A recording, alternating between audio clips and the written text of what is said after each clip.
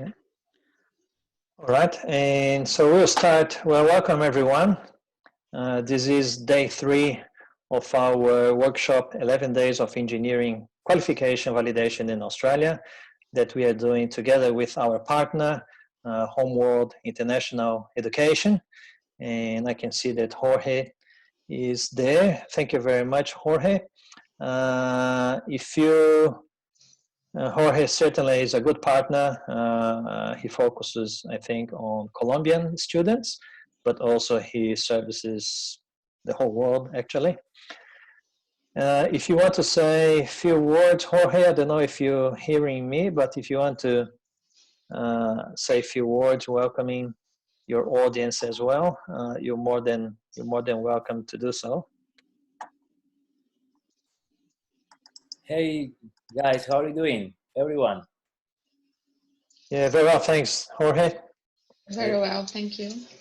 Thank you very much for your invitation. We really appreciate to be here with you. This is a really interesting matter for international students. We have been in the market for around 5 years, and I think this matter is really important for engineers, and it's gonna save a lot of money for many people here in Australia in the process. Yeah, I hope so, Jorge, because consulting services for validation process can cost anything between 4,000 and 10,000, depending on the agent and lawyer or whatever services you get. So hopefully the participants can have a lot of information and save a lot of money. All right. Well, thanks very much, Jorge. You're certainly more than welcome to stay and learn a little bit what engineers need to do for them to validate their qualification in Australia. I'm very happy to see that, Jorge, that we've got a few people that are coming from your audience that you did your social media marketing and some people they came as well. I've got some engineers from my own audience as well. Some of them, I classify them as heroes because they're here for the first day, they're here for the second day, and they're here for the third day. And they make my life a little bit difficult because I gotta try to say something different every day. But that's good. All right. So for those ones that didn't see my first presentations, 1 year ago, pretty much, it was Easter this time last year, I created a website, www.engineersinaustralia.com, with the intention to share valuable content and information, assist in the journey to make dream to come true, hints for a professional accomplishment in Australia, and also to share the day-to-day of an engineer in Australia, and the ultimate objective for you guys to have a smoother road than mine. And why do I say smoother road than mine? Because a road can be very rough. And rough means with potholes, obstacles, undulations, and that will delay your trip. So if you're driving a car, for example, on a very nice road, you're probably going to be able to keep the speed and arrive on your destination soon. But if you are driving your car in a very rough road with a lot of potholes, maybe it's not asphalt. You have to reduce your speed, take detours, come back, and then you will take a lot of time to reach your destination.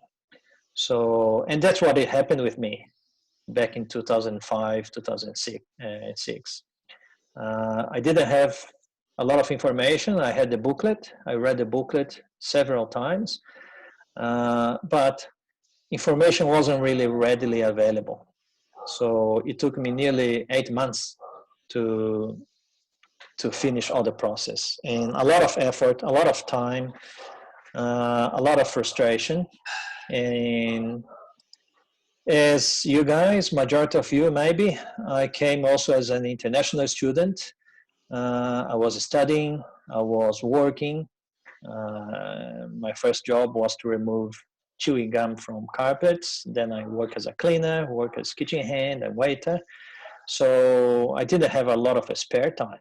I was studying and working and spare time doing my reports. So every single minute that I had to redo my reports was always a frustration because every single minute here in Australia is very important. So I welcome you guys to check my website and browse around. It's not really fancy one because I've done the website myself. I didn't hire anybody to do. So it's a very engineer type website, like a square, like a box. There's not a lot of, it's not appealing, but that's what I managed to do. So a little bit about me. Why do I think I can share my knowledge with you? Well, I'm a civil engineer and graduated in Brazil, and I've done the process. I've done the process myself, so I know what needs to be done. I've got an extensive experience as an engineer back in Brazil and an extensive experience as a professional and chartered professional engineer here in Queensland or in Australia. I also done a lot of courses, post-graduation courses, as we probably all of us we did, because the countries that we come from, you always gotta, once you finish your graduation, you gotta do a little bit more further studies. I also did a lot of studies here in Australia as well. And this one that I'm indicating with the mouse, Certificate for in Training and Assessment, was a critical training that I had to do when I got my first professional job as a consultant, as a trainer, because I was delivering training in project management and business. And to be able to deliver training here, you've got to have a certificate for in training and assessment. So when I did this training and I got my qualification, then I understood what a competency is and how to address the competencies.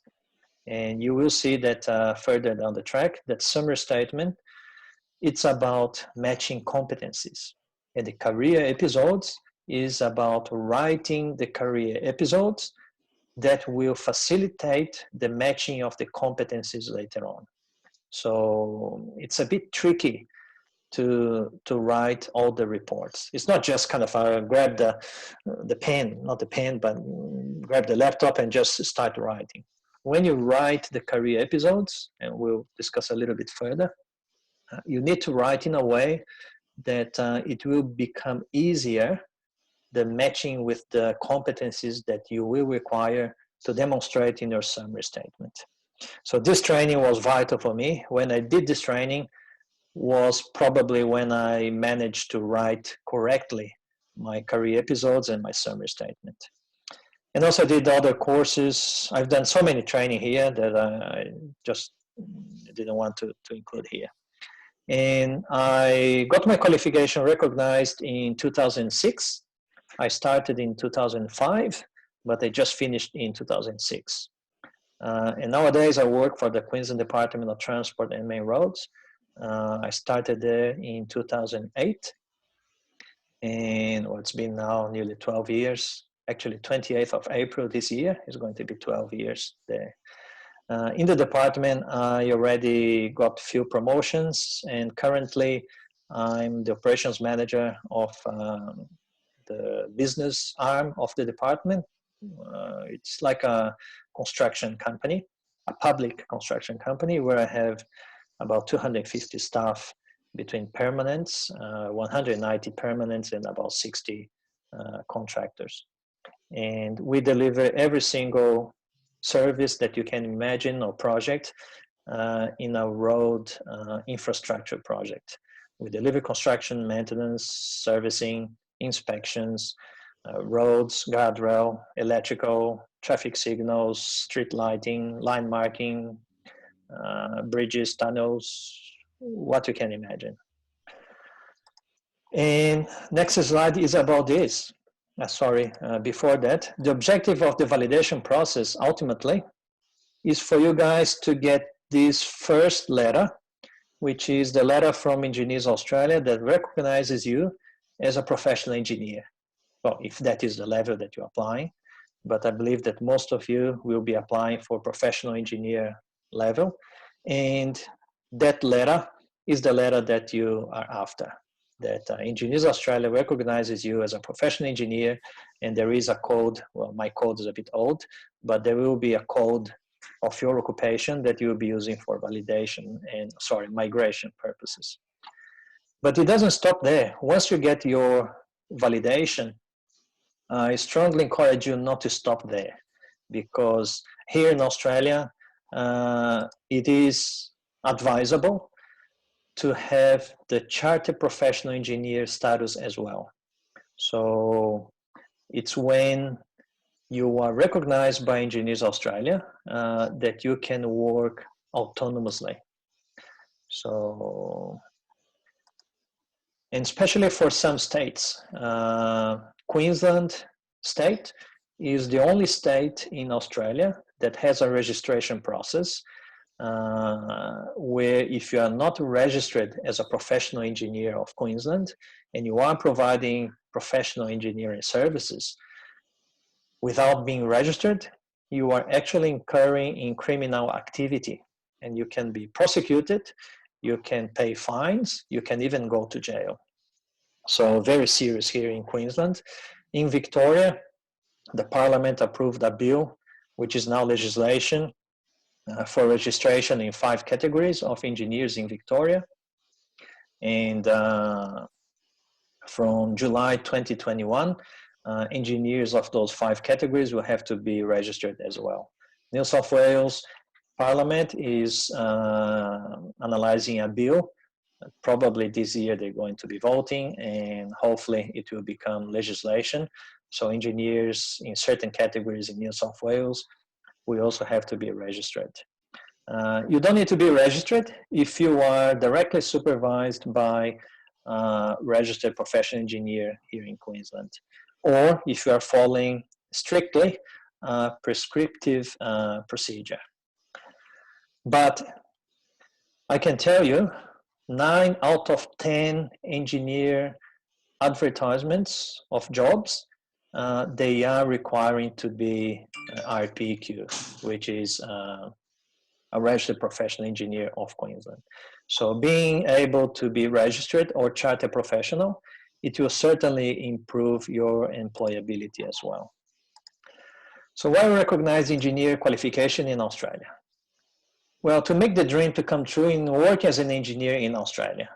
When I was working as a cleaner and kitchen hand, etc., driving around, seeing a lot of construction jobs happening and buildings happening, I was always driving past and thinking, oh God, I studied so hard, I spent a lot of times, nights doing my assignments, etc., etc., and now I'm here cleaning toilets. And there's nothing wrong in cleaning toilets. I cleaned toilets and was working as a kitchen hand and frying chips, etc., for almost 1 year. There's nothing wrong with that. It's an honest job and that you make your money. But you guys, like me, you studied a lot. You put a lot of effort. So it's nothing more fair that you can have the opportunity to work as an engineer. So I believe that that's a dream of everybody. Also, to contribute to the engineering profession, there are just few pictures that I put you just to motivate and inspire you of the things, especially if you are a civil engineer or a structural engineer or even electrical engineer. Here is the electrical one. We have a very interesting project now that the department wants to have the state of Queensland to be the first state in Australia to become 100% autonomous vehicle friendly. The department, we bought 2 autonomous vehicles, and my business, we are working together with that area, and we are doing a lot of testings in terms of Bluetooth technology, trying to synchronize controllers of the road network to be able to talk to cars, etc., etc. So if you are an electrical engineer, electronic engineer, or even telecommunications engineer, wouldn't it be nice to be part of a project to allow cars to become autonomous in Australia? So that's the sort of things that you can get if you get your validation process. If you're an electrical engineer, electronic engineer, telecommunications engineer, even civil engineer, because there's a lot of civil works involved in this, if you don't have your qualification validated, probably you will never be involved in those sort of projects. Personal and professional development, of course. As professionals, we always want to develop and improve ourselves. Opportunity to migrate to Australia. We saw yesterday with Carlo Castriota, the migration agent that was with us here, that there are probably 1 or 2 visas that will allow you to work as an engineer that you don't need to validate. Everything else, you need your skills assessed, either to get points, either to fulfill requirements from companies. Also, beginning of a family transformation. Obviously, here in Australia, we all love our own countries, our mother countries. I love Brazil. Guys here probably love Colombia, love Peru, Chile, Philippines, etc. But if you are here, it's because there's something special here. There's something here that probably you don't have in your own country, or it's a bit more difficult to get in your country. Erica is asking here, do we need to be citizen or PR to be able to work to the government? That's a very good question, Erica. And as always, the answer is depends. When I joined the department back in 2008, and at that time there was a big demand for engineers. Every single engineer was pretty much employed. And even so, we needed more engineers. So I myself, in the department, I recruited a senior project manager, a civil engineer that understood a lot of roads. And we didn't find in Australia. And we actually brought somebody from South Africa, which was specialized in roads. And then we brought him, we gave him a visa, the department gave him a visa, and he stayed here working with us until he left. He ended up finding something else. But at that time, it was so difficult to find engineers here in Australia that every single company, and the department included, government, we were bringing engineers from overseas. Nowadays, the story is different. Things change with the economic situation. And last week, we are recruiting a senior project manager now, a civil engineer, and we got 70 applications. So there's a lot of supply now in the market. So currently, to work for the government, if it is a temporary position, you need to have a visa that allows you to work temporarily. If it is a permanent position, you gotta have a visa that allows you to work indefinitely. You stay here indefinitely, either as a permanent resident or a citizen. If you have a temporary visa, let's say that you have a graduate visa that you can work 18 months, whatever.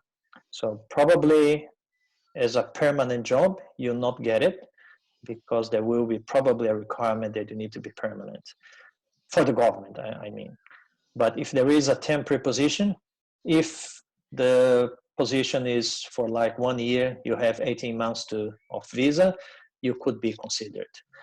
Just because when especially if we are hiring a recruitment company, it costs a lot of money. it costs about $25,000 for that we have to pay to a recruitment agency to run the process. So if we are investing $25,000 to recruit an engineer, we want this engineer to be with us at least for a few years. So if somebody is just temporary, you may need to apply for temporary positions. But that's a very good question. And also, why to recognize engineering qualification? Once you are here, once you get your permanent visa, you can offer them better conditions to grow. And that was my thing, offer better conditions to grow up my daughter and to look after my family better as well.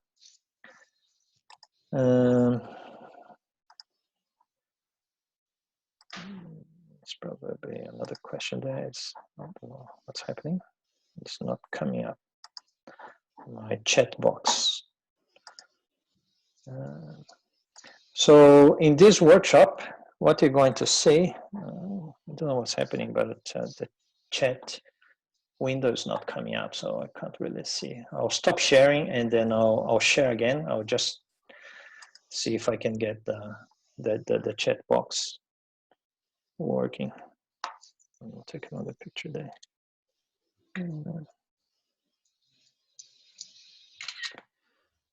So let's see if I can get the chat to come up again.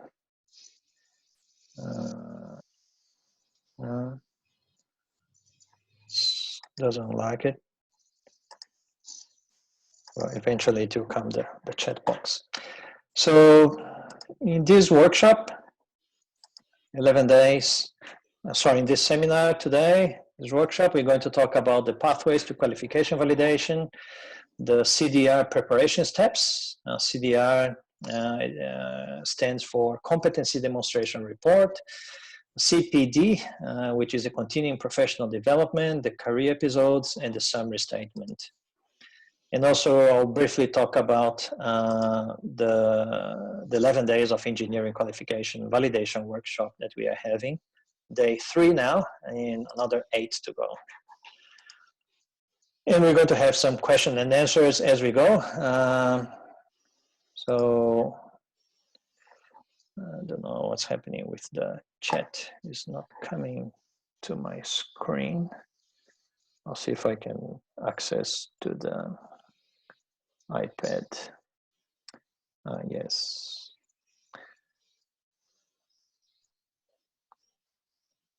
Yeah, Erica saying my visa is for PR and I'm in bridging visa, and they said I have the same work rights as Australian citizens.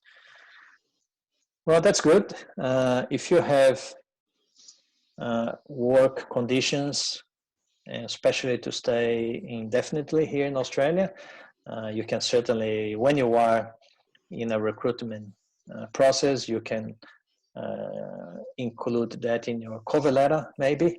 So the panel, they know that you have full working rights indefinitely. And just a little bit about my social media stuff. My website that I created is engineersinaustralia.com. It's a little bit mixed up. I'm in the process of reviewing my website, and perhaps I'm just going to do, I figure out that now I can do everything, for example, in English, and then I can have a, like the websites have a little flag that if you put Brazil, a Brazilian flag, it translates to Portuguese. So I'm in the process of trying to revamp my website and to be a little bit more user-friendly. And my Facebook page at Engineers in Australia. So if you haven't liked my page, please go there and like my page. It helps my content to be distributed to more people. I've got a list of nearly now 1,000 people to my website where I can send emails. My YouTube channel, 223 people subscribe. So if you haven't subscribed yet, please do so and hit like in my videos. It helps to tackle the algorithm. Facebook, Instagram, YouTube WhatsApp, they all have algorithms that they don't really send the content to everybody is subscribed. So the more you have likes in your channel, YouTube will interpret that video is good and will distribute to more people. Got my Telegram group. Actually, I've got, I think, more than 400 participants now. So that's really good. Telegram doesn't have algorithm. So you guys getting my messages in Telegram with the replay of the videos and the events that I'm doing every day here in this workshop? Yes. Yes, good. Yeah. So if you're not part of the Telegram group, there will be later on QR code that you can take a picture and then join my group. This QR code here is for you to be part of my YouTube channel. So if you take a picture and then subscribe to my YouTube channel, I thank you very much.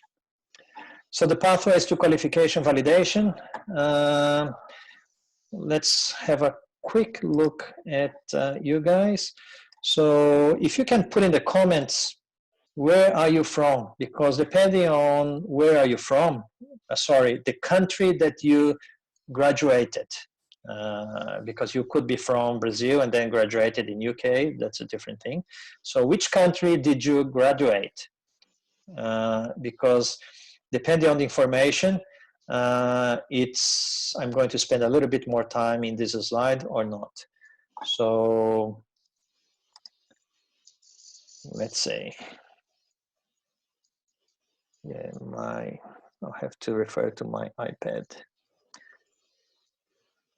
to see. Well, Yuli, yeah, welcome Yuli. She's from Colombia. Nicolas from Argentina. Janice from Philippines. Yeah, I went to the Philippines Chamber of Commerce meeting. It was a very nice meeting with your Filipino group. It was really nice. MIA3, I don't know what's his name, but or her name. Electronic engineer from Colombia. Luis Felipe from Brazil, and Yair from Colombia. All right, so I'm afraid that all of you will have to do the CDR pathway, unfortunately. But just quickly, if you do your engineering qualification in Australia in an accredited institution, you can apply under the first pathway straight away. Those 3 accords, they're part of the International Engineering Alliance. So if you Google later on, if you want to know a little bit more, and that could be part of your CPD, your continuing professional development, that you read about International Engineering Alliance, you will see that under that alliance, you have 3 accords: Washington Accord, Sydney Accord, and Dublin Accord. The first one being for professional engineers, Washington Accord, Sydney Accord for engineering technologists, and the third one is for engineering associates or technicians. Very important that you gotta have graduated on the year or after the country became a full signatory. It says here full signatory because there is provisional signatories, and provisional status, it doesn't count. Gotta be a full status. If you're not full status on the accord, you still have to do CDR. So the CDR is that if your qualification is either not accredited or from a non-accord country, you have to apply under the Competency Demonstration Report CDR pathway. And this graph came from the Migration Skills Assessment booklet from Engineers Australia. And that's the majority of countries in the world. Those accords, they are probably about between 25 and 30 countries in the world that they are signatories to the accords. Latin America, The only country that I know of in the list is Peru. So was admitted as full signatory last year.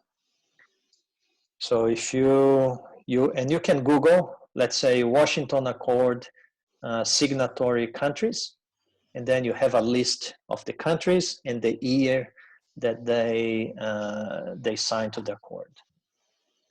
But majority of you guys, if not all of you, will be part of the CDR pathway, which is just looking here, Diana. Hi, Diana. She's from Colombia, environmental engineer from Colombia. So majority of you or all of you will have to go through the CDR stages, competency demonstration report, where the first step out of 6 is your personal information, where you're going to have your photo, identification, change of name, your CV or resume, and your English test. Important part of this one is that your CV and your resume, you gotta include since you graduated. If you graduated, let's say 2001, you gotta have since 2001 until 2020 what you've done in every single year. So if you had a gap of 1 year sometime, let's say 2011 until 2012, you cannot skip that. You've got to indicate between 2011 and 2012, I took a gap year, I traveled around the world. So Engineers Australia, they want to know what did you do since you graduated.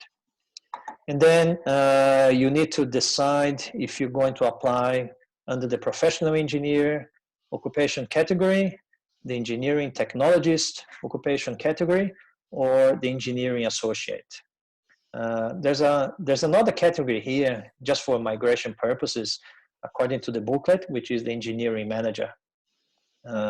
Just note that if you are assessed positively under the engineering manager, because it's a manager category under the ANZ SEO classification, you are not entitled to become a member of Engineers Australia because it's a manager position. Although it says engineering manager, but it's under the manager category according to ANZ SEO. And then you've got to prepare your academic certificates, your degree, your master or your doctorate or post-graduation courses, your academic transcripts, and any other academic documentation. I've got somebody, that's interesting, I've never seen this before here, but there's somebody raising the hand. I don't know what that means, but I don't know what's happened. I think it's for if when someone wants to talk, they don't want to interrupt you. All right, so you want to like wait until you. Okay. Yeah. All right, so yeah. Edith, if you want to have a quick chat, yeah, you can throw your question.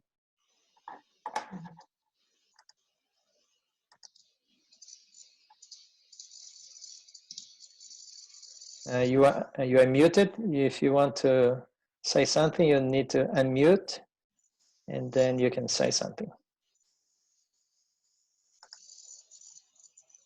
No? All right. I'm sorry, I am in the road. I am come back to Gold Coast, so I had the cell phone in my hand and I make a mistake. So sorry. All right, no, that's okay, Edith. Yeah, thank you. Just be careful. And then skilled employment is the fourth step, is the evidence of employment.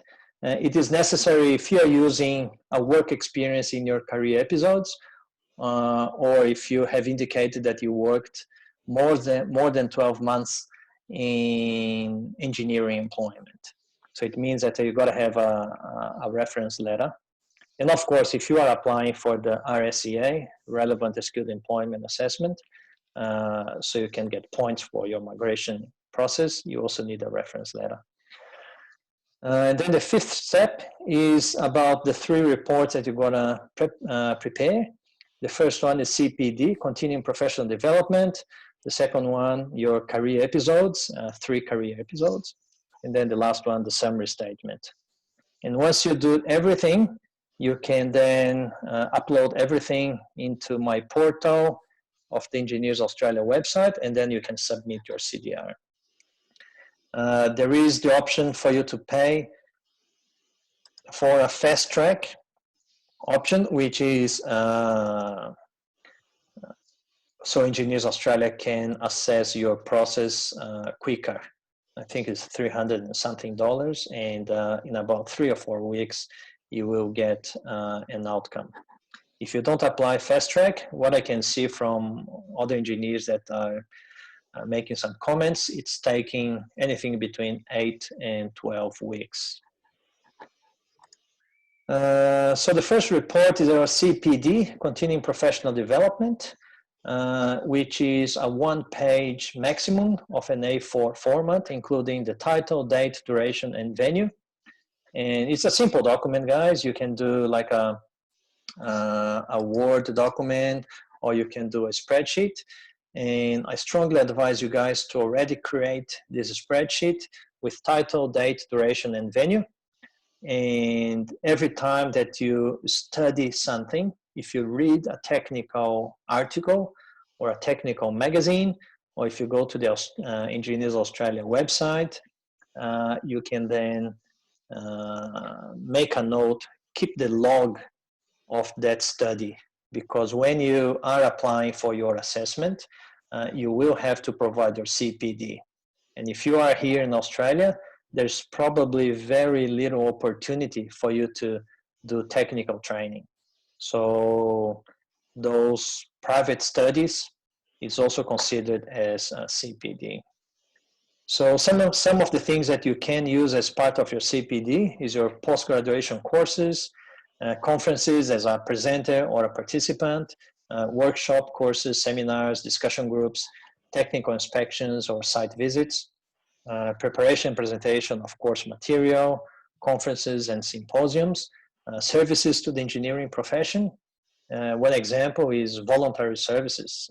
For example, when I was participating in interviews with Engineers Australia, so engineers could become CPA, I was getting a letter that I could include 5 hours in my CPD.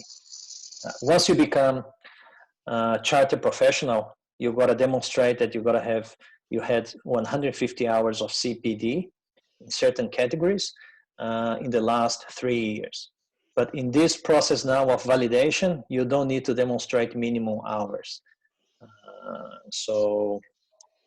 But Engineers Australia wants to know that you are aware that it's important to keep yourself updated. And also private studies, including books, journals, manuals, etc. In my group in Telegram, I sometimes put some websites and I share some articles that people can read and they can then include as part of their CPD. And then the second report are the 3 career episodes. So a career episode is an account of your engineering education and or work experience. And each career episode focuses upon a specific period or distinct aspect of your engineering activity. So you've got to have 3 career episodes in total, and they've got to focus on different periods or aspects of your engineering activity. And a common question is that sometimes people, they work in the same company for many years, and they do the same thing. So a common question is, hey, Gerson, can I use 3 projects that I did when I was working, but the projects are all the same? Well, different projects, but the same thing. So my first advice is, if you can get different experiences is better, because they say here they must focus on a different period or aspects of your engineering activity. So if you're repeating the same thing, even though you work there, let's say for 5 years, but if you're repeating all the same process, you're probably going to be limited in the competencies that you'll be able to demonstrate as well.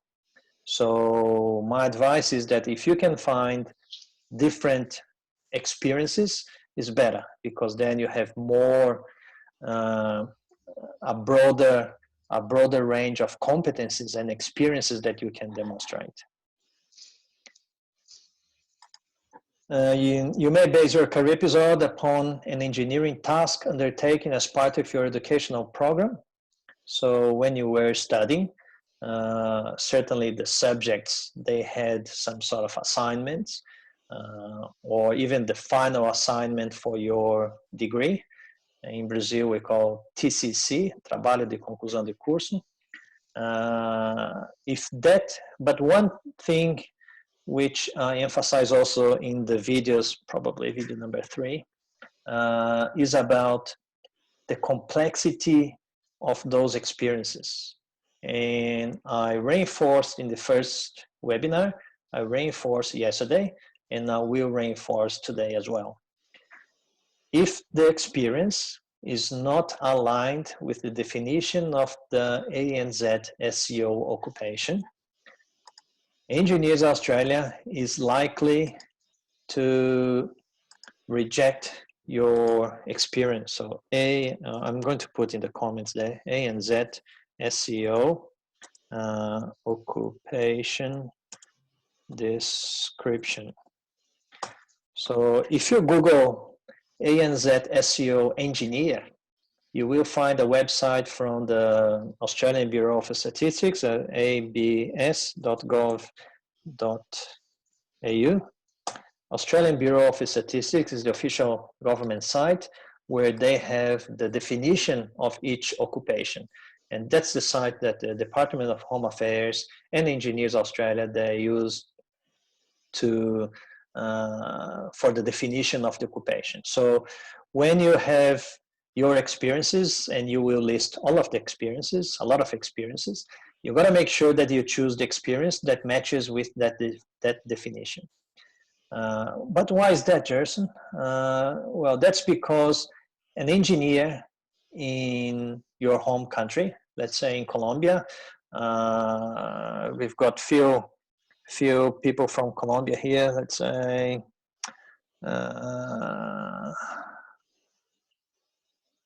yeah, electrical engineer in Colombia. Yeah, the example that I used yesterday was that I'm a civil engineer, and in Brazil, as a civil engineer, I can deliver electrical works, electrical installations. I can even do some electrical designs up to a certain level, low voltage. I can do that. So it's part of my capabilities in my country. But in Australia, civil engineers, they are not allowed to do electrical work. You've got to have an electrical engineer to do that. So if I was to use my electrical work experience here in Australia as a career episode, Engineers Australia will say, sorry, Gerson, but your experience, understand that in your country you are allowed to do this, but here in Australia it does not match with the civil engineer position. So that's why it's important for you guys to go to the ANZ SEO website, list of occupations, and read the definition of the occupation. If you go to my Facebook page, Engineers in Australia, you can search. I posted probably a couple of months ago about 10 or 12 occupations. It's pretty much a copy and paste from ANZ SEO, but so many engineers, they don't really have an idea that that definition exists, that I posted in my Facebook page, a lot of the definitions, so people can be reminded to check their experiences according to the ANZ SEO classification. This other part here is really important as well.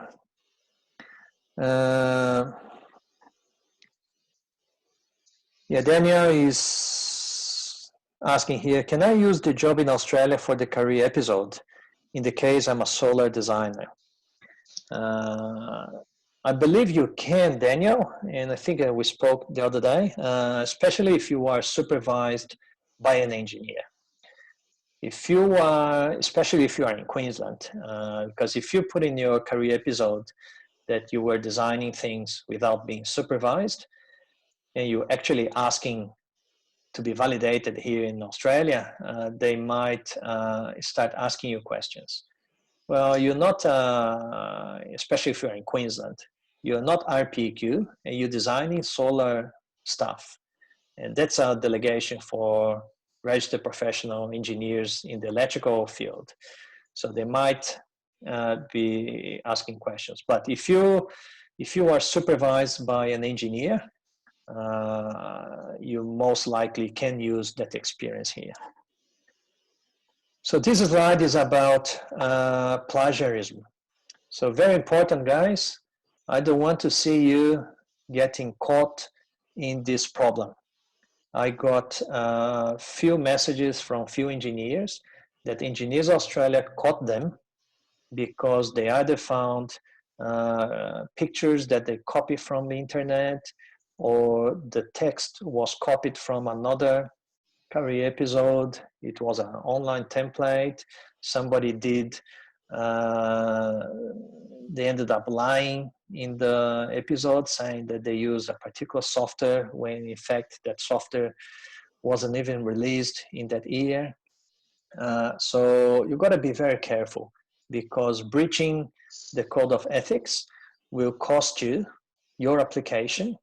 And Engineers Australia, if they reject because of plagiarism, they will ban you for 12 months. So you'll be 1 year without being able to apply again for the assessment. And they may or may not inform the Department of Home Affairs that you breached the code of ethics in Australia. And as you know, majority of the visas, they've got character assessment. And character assessment is about ethics, is about your behavior. So it's not a good idea to copy things and use other templates, use somebody else's template, make up career episodes. Don't do that. It's not worthwhile. The process is simple. It's a step-by-step that you got to follow. It's not complex. It's really simple. But unfortunately, it's not easy. Simple, but difficult. It could be complex and easy, but unfortunately, it's simple and not easy, I'd say. But with effort, if you read really well the booklet, well, if you watch my videos, you give some, I'll give you some hints as well. It's not worthwhile even engaging companies. There are companies out there that you pay some money, $500, whatever, I think, and they do everything for you. They write the CPD, they write the career episodes, they write summary statement. They give you even plagiarism-free report. But that's the same thing that, as I keep saying, you buy a fake product and then you know that's fake, and the seller gives you a certificate of authenticity. So you know that certificate doesn't really worth anything because you know that's fake.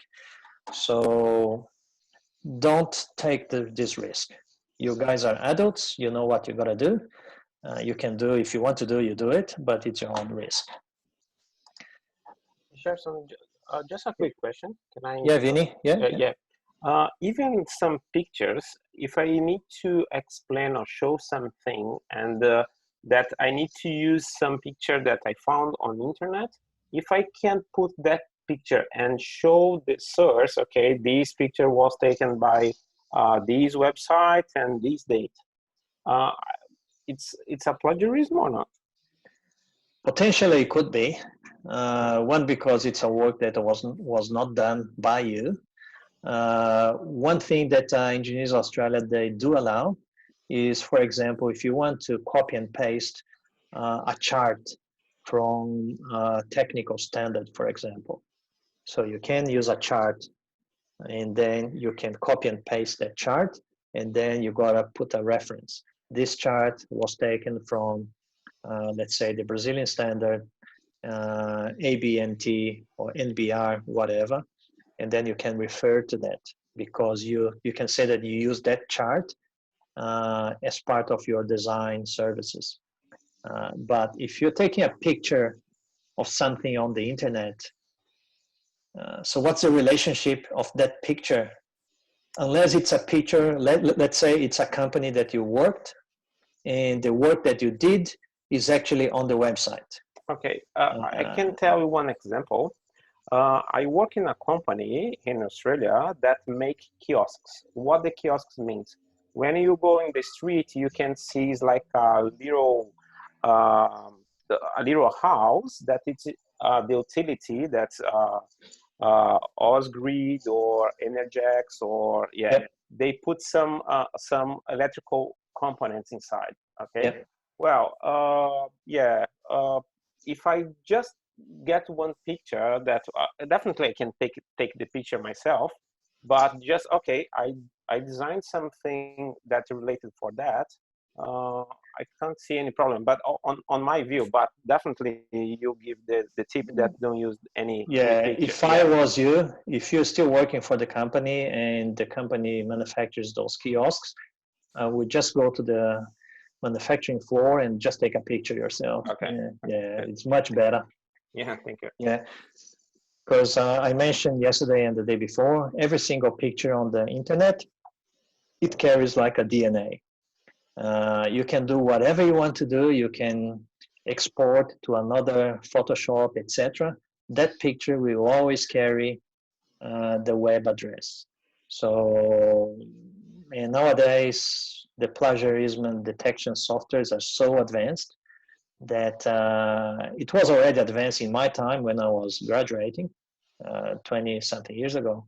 So nowadays I can just see that, well, even if you take a picture with your phone and then use, take a picture of your phone of the picture on the internet and then use in your report, those detection softwares, they can actually read the picture and they search similar pictures on the internet. So even the picture doesn't really have a DNA in terms of the address behind the picture, but the detection, the image detection software nowadays is so advanced that you will get caught. So it's not worthwhile. Okay, good, thank you. Yeah. And then the summary statement is the last report that you got to write, 16 competencies to be addressed. And for each competency, you need to number each paragraph in the career episode. And then you got to also list the reasons why you believe you have demonstrated that competency. For example, Vinny gave a good example. If he designed these kiosks and let's say that he thought about an innovation, a new thing that those kiosks are going to do, he can then mention in his career episode that after researching best practices, or if he had an idea, he developed an idea for the kiosks to have these particular components, and those components are going to make the life of the user easier. It's going to be more user friendly because of this, etc., etc. And that's an innovation that he designed and included in the service. He can then, there is a competency about innovation, and then Vinny can put in the summary statement, and beside that competency, that I believe that I demonstrated that competency when I introduced the innovative thing, whatever, in the kiosks, according to career episode number 2, for example. And then he puts in the next column that it's in the paragraph 2.14, let's say. So that's how you do it. So when you write the career episode, you write in a way that you know already where you're going to be using that experience. And the only template that I advise you guys to use is the summary statement template directly from the Engineers Australia website. You can go to the Engineers Australia website and then type in the search summary statement template. It will give you a Word document for the professional engineer if you're applying for professional engineer. And that's the only template that I advise you guys to use in the whole process. There's another template that I probably advise as well. Some people ask about templates for the reference letter. The VETA says is another assessment authority for other occupations, and they actually got a very good template for reference letter there. So if you Google VETA says statement of service, it will give a Word document which basically covers everything that you need according to Engineers Australia as well. And it's just one summary statement for the 3 career episodes. You don't need to do one summary statement for every single career episodes. And a common question again is that do I need to have all the 16 competencies in every single career episodes? Theoretically, you don't need to, because you just need to have one summary statement, so you can combine the 3 career episodes and have just one summary.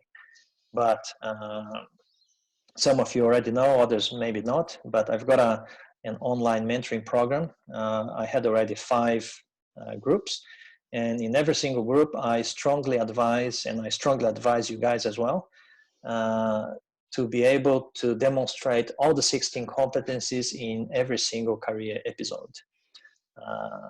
Why is that, Jerson? Well, just to make sure, because the reports are assessed by the national assessor, which is a person, which is an engineer. And the interpretation of that person can be different from my interpretation, from your interpretation, from Erica's interpretation, from Edith's interpretation. So to minimize the risk of that competency not to be accepted, I strongly encourage you guys to write your career episodes trying to match every single of the 16 competencies in every single career episode. So that's just a snapshot of the booklet where you have some of the competencies here, and then that's a middle column where you're going to write briefly why you believe you achieved that competency. And in this column, you will then number the paragraphs of the career episodes.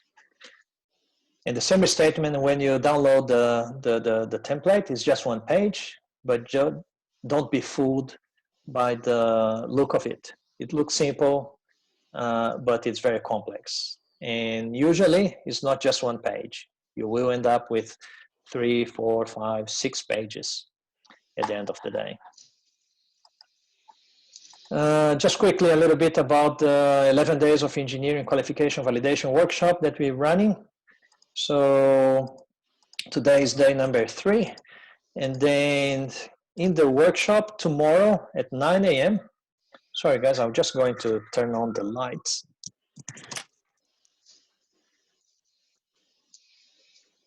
Getting a bit dark here. So tomorrow, Saturday, 9 a.m., I'm going to be sending you guys, if you guys already registered to the workshop. If not, you will not get it. But if you are, 9 a.m., I program my system to send you the email with the first video. It's a 24-minute video where I talk about the opportunity for transformation. I talk about the pathways in more details. I talk about the CDR steps in more details. And then Sunday, we'll have the live session with Renata, the Nati translator.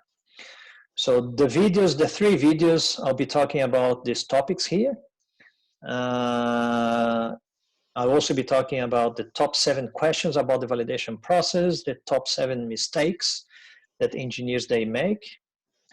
And one mistake, obviously, in the end, next week, Saturday, during the webinar, I'll be announcing if I'm going to open or not a new mentoring group. But one mistake that I see happening is that a lot of people, they come to me, they follow my content, and they participate in the workshops.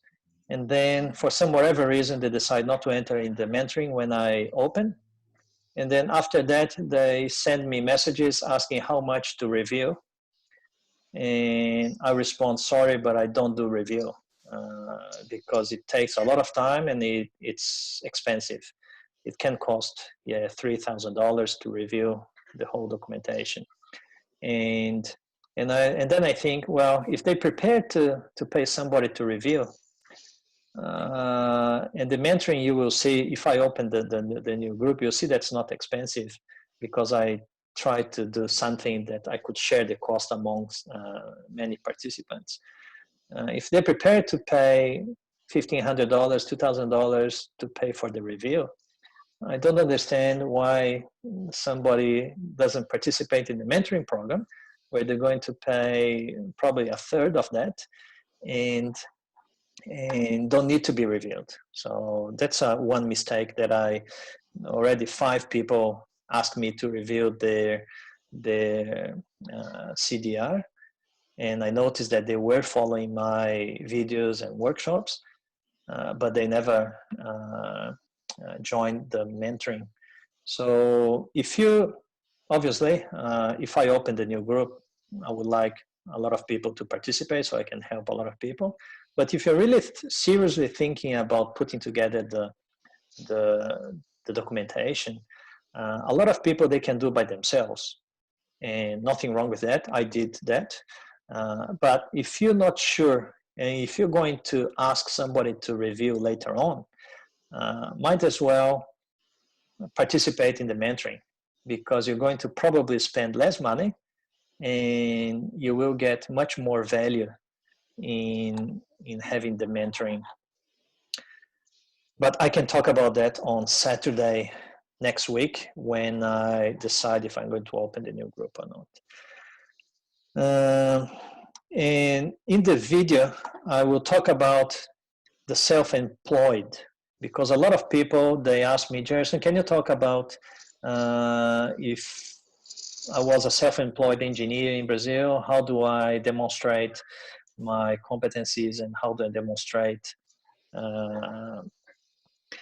the reference letters and etc. So I'll be talking about that. And also, obviously, if you are not approved or your CDR is not approved, there is a revision process that I'll be talking about. So this is pretty much the layers that I talked to you guys. The first layer is about content. The content is about the knowledge and information that I share in these webinars, in my videos, in the live, pretty much.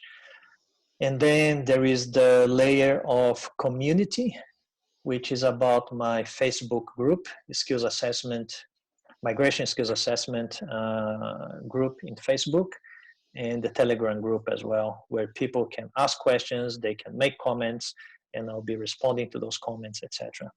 And the third layer is about the live sessions, where I'm going, especially in the Instagram live sessions, this Sunday, Tuesday, and Thursday, I will be choosing somebody from the audience, and I'm pretty much going to give a free consulting services for 15 minutes, which is about $75 if I was to charge. But because I don't do it, so I was not going to charge. But if I was to charge, I would charge $75 for 15 minutes. And I'm going to ask somebody in the audience. People are usually a bit shy, but don't be shy.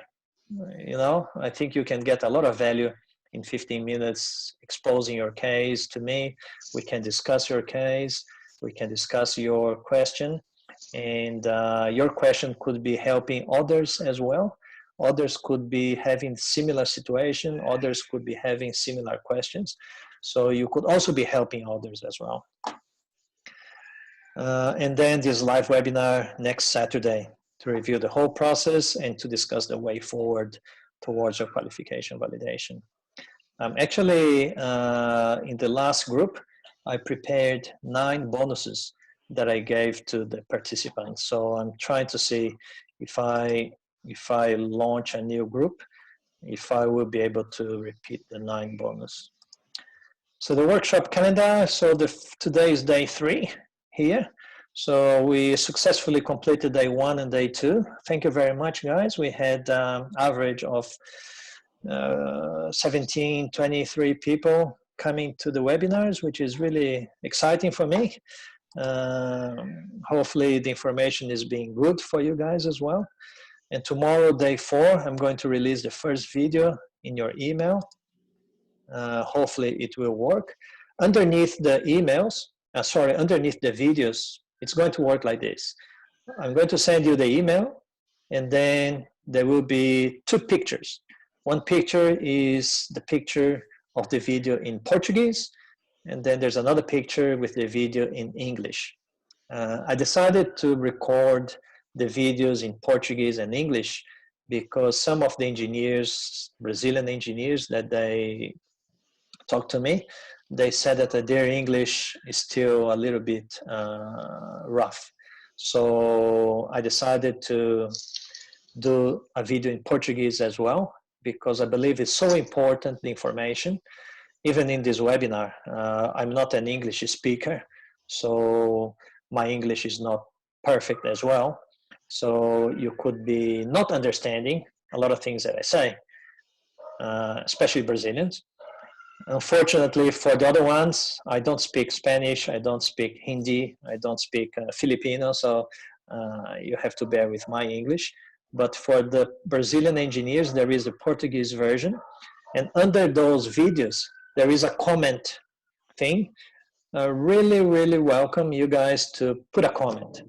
Even if you didn't like one thing, or if you have a question about something that I said in the video, or if it is to say that the video is good, just put some comments there, because it really motivates me, and I get really excited when I see a comment, and I reply straight away. And then on Sunday, day 5, we're going to have this live session with Renata. Some of you in Instagram and Facebook probably already seeing some of the posts that she's doing. She's a very competent translator, Nati translator. I don't get any commission if you guys translate documents with her. I just refer her because I trust in the job that she does. Every time that I need to translate anything, I always give to her. She may not be the cheapest, but certainly she's got a lot of experience with engineers, so which for me is more important. And then on Monday, I will be releasing again 9 a.m. Second video of the workshop. So if by 10 a.m. if you didn't get any emails about the videos on Saturday and Monday, please check your junk mailbox, because I will be sending those emails Saturday, Monday, and Wednesday, 9 a.m. So if you haven't got it, it's certainly in the junk mailbox. And then day 7, I'll have a live Instagram again, with this time with Juan Cross from Cross Migration. He is also Colombian, like some of you guys, and he will be there talking about the skills migration, and he will be open for questions and answers as well. And after his talk, I will be choosing again another participant to be live with me, and I'll be giving another 15 minutes of free consulting services. And then on Wednesday, I said the third video of the workshop will be released. And then on Thursday, I have another live Instagram session. This time I have no partners. I intentionally left without partner, so I can probably choose then 2 participants. So it's not going to be 1 participant, but 2 participants that can benefit from a free 15-minute consulting live. The only thing is going to be live. You cannot, if you're chosen, you cannot say, oh, sorry, Jason, I'll talk to you later. Too bad. It's got to be live on the spot.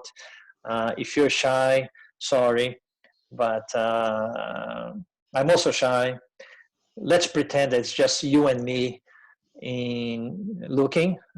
We may have another 1, 2, 10, 15, 20 people, but again, that's the sense layer of community. Your question can help other people as well. So that's why I don't like to do individual consulting, because as individual consulting, the time that I'm going to spend is the same. If I spend 3 hours doing individual consulting to one person, I can be doing that same consulting for 10 people.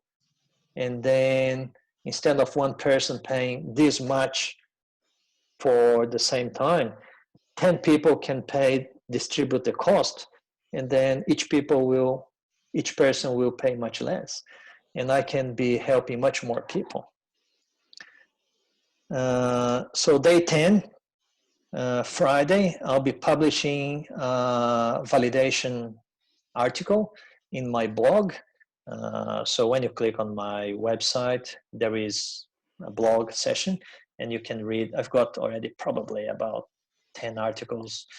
Writing articles takes time, so that's why I don't really have a lot, but I've got a few articles there. And then day 11, which is the last day of the workshop, next Saturday, 25th of April, is a live webinar at 10 a.m. as well. So it's going to be similar like this.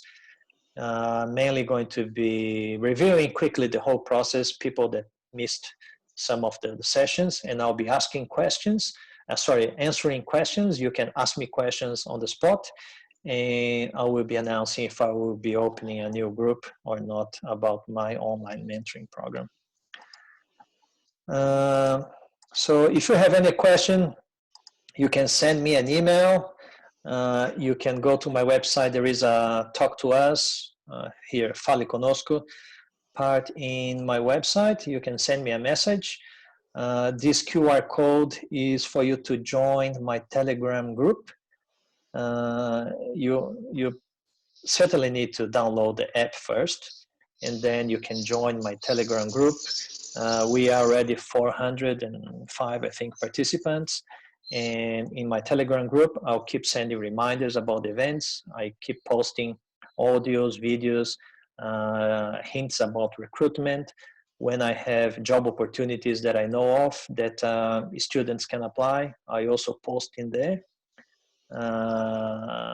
So it's a good communication channel for us.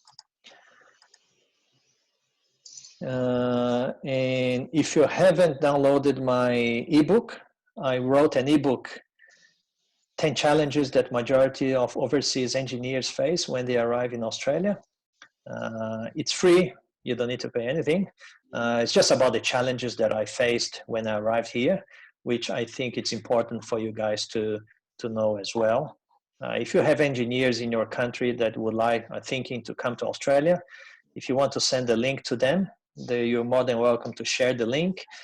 They don't need to pay anything. They just need to put their emails, name and telephone number, whatever, so they can get a PDF.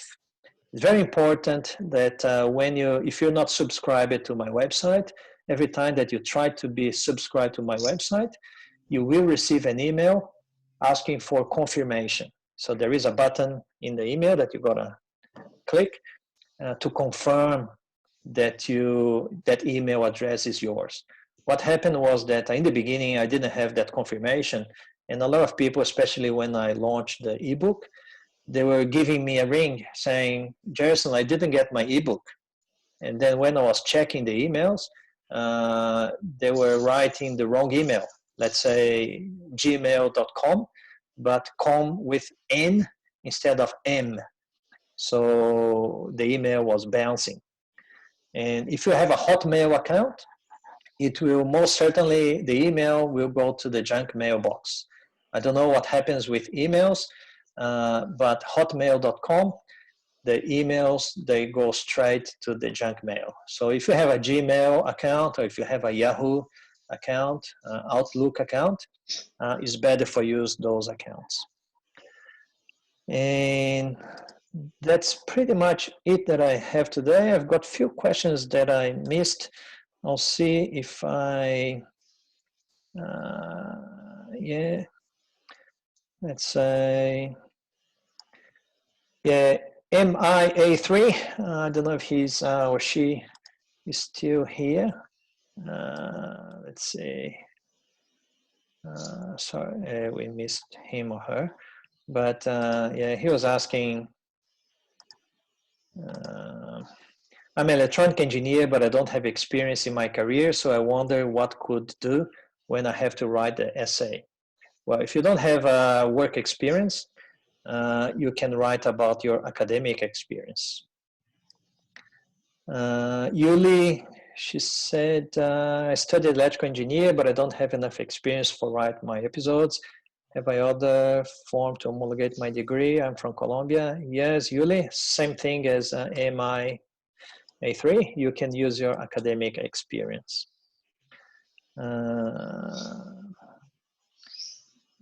Diana, she's saying, as an environmental engineer, I have been working in the steps established for Engineers Australia to get the recognition of my degree. But some people have mentioned that I should have a look with VETASES. What's the difference and which one could be better to apply for PR? Well, which one could be better to apply for PR? You probably need to talk to a migration agent because I'm not a registered migration agent, so I can't really comment on that. But we're lucky that we're going to have Juan coming on Tuesday in our live session, and you can actually ask this question to him. He's also Colombian. You may know him already. In terms of applying with VETASES or applying with Engineers Australia, I don't know much about VETASES, but yesterday Carlo Castriota, another migration agent that presented to us, he said that a VETASES probably will require you some time of work experience. So whereas Engineers Australia does not require work experience. And VETASES will probably assess you as a draftsperson or a technician. I think it's a draftsperson. So got to check with your migration agent. But certainly for a professional environmental engineer, it's got to be with Engineers Australia. So why VETASES? Some people say VETASES. Some people say VETASES because some of the environmental people here in Australia, they are not environmental engineers. They are environmental scientists. They have a certificate for a diploma in something like that. And that's why they probably apply with VETASES. But if you want to become a professional environmental engineer, then you've got to be with Engineers Australia.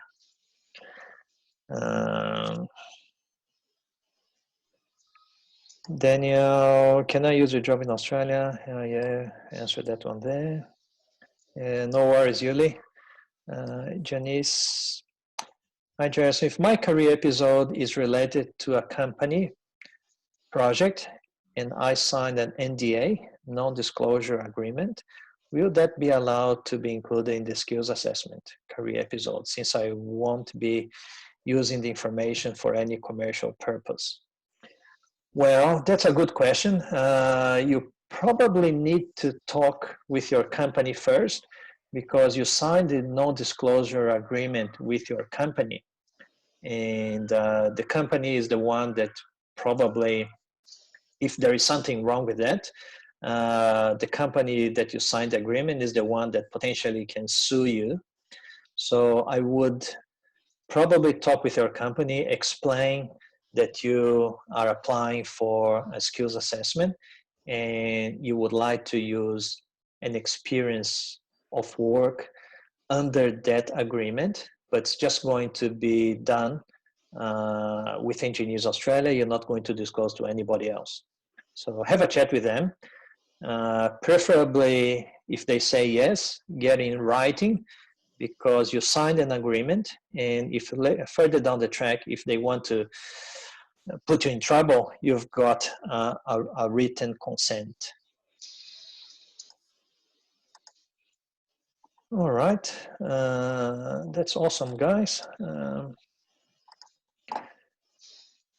Well, and I'm going to use these questions as well on probably on Thursday when I'm going, and Saturday when I'm going to respond a lot of questions.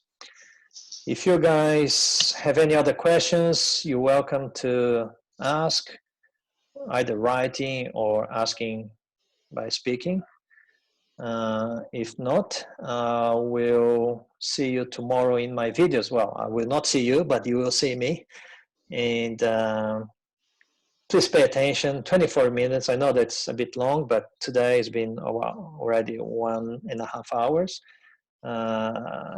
So 24 minutes tomorrow is not going to be much to ask.